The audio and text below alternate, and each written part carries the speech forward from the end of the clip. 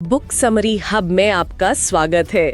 वो जगह जहां हम दुनिया की सबसे बेहतरीन किताबों से ज्ञान के मोती आपके लिए लाते हैं। और अगर आप अपनी जिंदगी को बेहतर बनाना चाहते हैं तो आप बिल्कुल सही जगह पर हैं। आगे बढ़ने से पहले हमारे चैनल को सब्सक्राइब करना न भूलें, इस ऑडियो को लाइक करें और इसे अपने दोस्तों के साथ जरूर शेयर करें ताकि वो भी इसका फायदा उठा सकें। बिल्कुल। तो आज हम बात करने वाले हैं चार्ल्स ड्यूहिक की विश्व प्रसिद्ध किताब द पावर ऑफ हैबिट पर। क्या कभी सोचा है कि क्यों कुछ आदतें छोड़ना मतलब लगभग नामुमकिन सा लगता है? और कैसे कुछ लोग जैसे रातों रात अपनी पूरी जिंदगी बदल लेते हैं। हाँ, आज की हमारी चर्चा इसी रहस्य से पर्दा उठाएगी। हम समझेंगे कि आदतें वैज्ञानिक रूप से कैसे काम करती हैं और वो कौन सा फ्रेमवर्क है जिस पर हमारी हर छोटी बड़ी आदत टिकी होती है। और सबसे जरूरी, हम उन तरीकों को जानेंगे जिनसे हम अपनी बुरी आदतों को अच्छी आदतों से बदल सकते हैं। ये जानना सिर्फ दिलचस्प ही नहीं बल्कि जिंदगी बदलने वाला भी हो सकता है। तो चलिए शुरू करते हैं इस सवाल से कि आदतें आखिर हैं क्या? जैसे सुबह उठकर सबसे पहले फोन चेक करना, या एक ही रास्ते से रोज ऑफिस जाना, तनाव में कुछ मीठा खा लेना, ये सब हमारी आदतें हैं।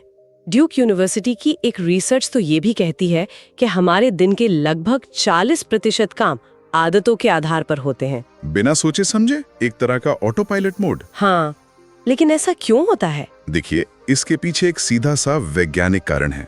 हमारा दिमाग शरीर की लगभग 20% ऊर्जा इस्तेमाल करता है, जो बहुत ज्यादा है। अच्छा, तो वो हमेशा ऊर्जा बचाने के तरीके खोजता है।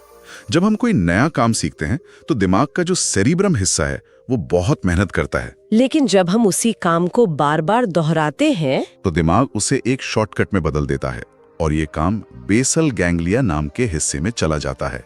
इसी प्रक्रिया को चंकिंग कहते हैं। अच्छा, मतलब एक बार आदत बन गई तो उसे करने में दिमागी ऊर्जा ना के बराबर लगती है। बिल्कुल। इसको समझाने के लिए MIT का चूहों पर किया गया एक प्रयोग बहुत दिलचस्प है। हाँ, मैंने भी उसके बारे में पढ़ा है। चूहों को एक टी आकार की भूल भुलैया में रखा गया जिसके अंत में चॉकलेट का टुकड़ा था। तो शुरू में जब चूहे रास्ता खोज रहे थे तब तो उनके दिमाग की एक्टिविटी बहुत ज्यादा थी। हाँ, वो हर दीवार सूंघ रहे थे, हर मोड़ पर सोच रहे थे। लेकिन कुछ दिनों बाद जब उन्हें रास्ता याद हो गया तो उनकी दिमागी एक्टिविटी लगभग शांत हो गई। सही, उन्होंने चॉकलेट तक पहुंचना अपनी आदत बना लिया था। पर यहाँ एक समस्या है ना? बहुत बड़ी समस्या।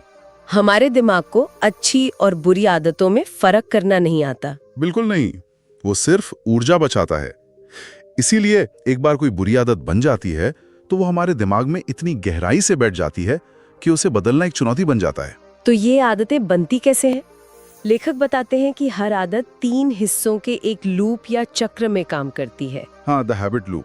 पहला है क्यू यानी संकेत या इशारा। दूसरा है रूटीन यानी वो काम जो हम करते हैं। और तीसरा है रिवॉर्ड यानी इनाम। इसे एक उदाहरण से समझते हैं। बिल्कुल। मान लीजिए आप काम के बाद थका हुआ महसूस करते हैं, ये आपका क्यू है। ठीक है, संकेत मिल गया। आप सोफे पर बैठकर स्नैक्स खाते हुए टीवी देखने लगते हैं, ये रूटीन हो गया। और इससे आराम और खुशी महसूस होती है जो कि रिवॉर्ड है। बिल्कुल।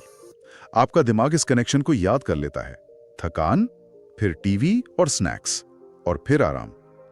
अगली बार जब भी आप थकेंगे आपका दिमाग अपने आप आपको इसी रूटीन को दोहराने के लिए कहेगा। और इस लूप को जो चीज मजबूत बनाती है वो है क्रेविंग यानी उस इनाम को पाने की एक तीव्र इच्छा।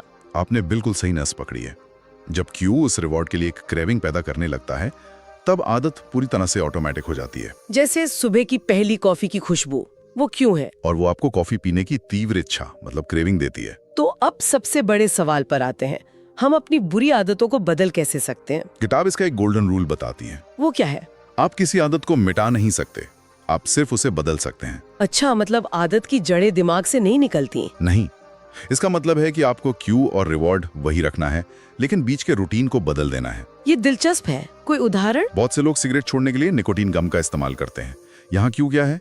तनाव या निकोटीन की तलब। और रिवॉर्ड? निकोटीन मिलना। दोनों वही रहते हैं, बस सिगरेट पीने का जो रूटीन है वो निकोटीन गम चबाने के रूटीन से बदल जाता है। समझ गए। बिल्कुल। एक और उदाहरण लेते हैं। मान लीजिए किसी को तनाव होने पर शराब पीने की आदत है ये क्यों हुआ। हाँ। और रिवॉर्ड ये है कि उसे दोस्तों के साथ बात करके और रिलैक्स होकर अच्छा लगता है। तो आदत बदलने के लिए जब भी तनाव हो तो शराब पीने के बजाय मतलब पुराने रूटीन के बजाय किसी दोस्त को फोन करके बात की जा सकती है या टहलने जाया जा सकता है। हाँ, ये नया रूटीन हो गया।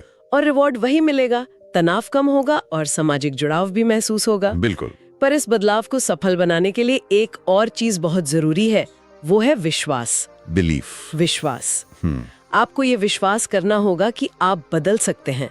यही कारण है कि अल्कोहलिक्स अनोनिमस मतलब AA जैसे ग्रुप सफल होते हैं। क्योंकि वो लोगों को एक दूसरे का समर्थन करने और बदलाव पर विश्वास करने में मदद करते हैं। हाँ, वो एक कम्युनिटी देते हैं, एक सपोर्ट सिस्टम देते हैं। कुछ आदतें दूसरी आदतों से ज्यादा शक्तिशाली होती हैं। किताब में उन्हें कीस्टोन हैबिट्स कहा गया है। हाँ, कीस्टोन हैबिट्स, ये वो आदतें हैं जिन्हें बदलने से आपकी जिंदगी के दूसरे हिस्सों में भी अपने आप सकारात्मक बदलाव आने लगते हैं, एक डोमिनो इफेक्ट की तरह। इसका सबसे अच्छा उदाहरण क्या हो सकता है? व्यायाम, एक्सरसाइज एक बेहतरीन कीस्टोन हैबिट है। कैसे?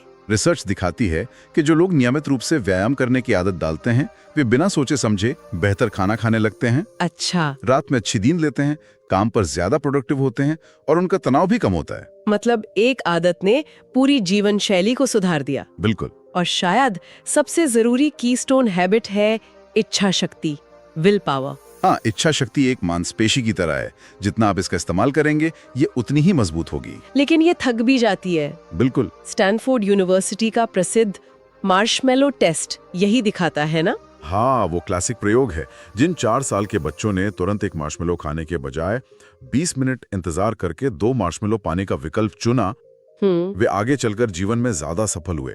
उन्होंने अपनी इच्छा शक्ति का प्रदर्शन किया। सही कहा। तो अपनी इच्छा शक्ति को मजबूत करने के लिए छोटी छोटी जीतों से शुरुआत करनी चाहिए। जैसे हर दिन अपना बिस्तर ठीक करने जैसी एक छोटी सी आदत डालें। जब आप इसे लगातार करते हैं तो आपकी इच्छा शक्ति की जो मांसपेशी है वो बड़ी चुनौतियों के लिए तैयार हो जाती है।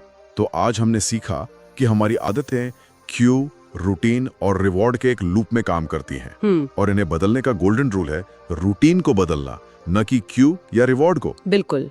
और व्यायाम या इच्छा शक्ति जैसी कीस्टोन आदतों को अपनाकर हम अपनी पूरी जिंदगी में एक सकारात्मक डोमिनो इफेक्ट ला सकते हैं। सही। मैं श्रोताओं को एक विचार के साथ छोड़ना चाहता हूँ। बताइए। जब हमें अपनी किसी बुरी आदत के बारे में पता चल जाता है तो उसे बदलना हमारी जिम्मेदारी बन जाती है। ये बहुत गहरी बात है। आज से ऐसी कौन सी एक आदत है जिसे बदलने की जिम्मेदारी आप लेंगे? उम्मीद है आपको इस गहरी चर्चा से बहुत कुछ सीखने को मिला होगा।